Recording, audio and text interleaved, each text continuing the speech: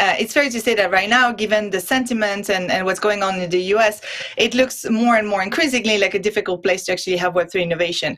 Now, the reality is that Web3 and the technology that are being leveraged are completely global and borderless. And so you mentioned, Emily, for example, like a reflection of the near communities, what we see at our flagship conference, which is called NearCon, which we had last September. We had 76 countries represented and 38% of women.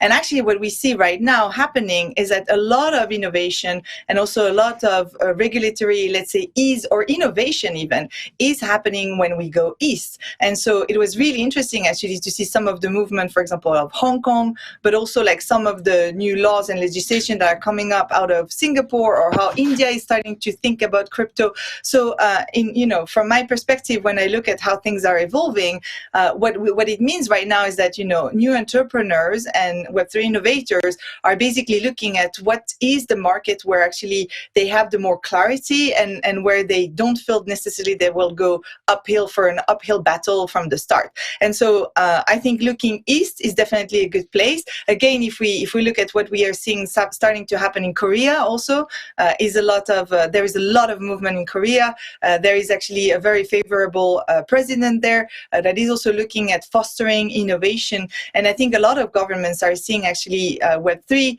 and that as like a way to attract talent, a way to actually attract capital, and a way to ultimately lead innovation for better use cases.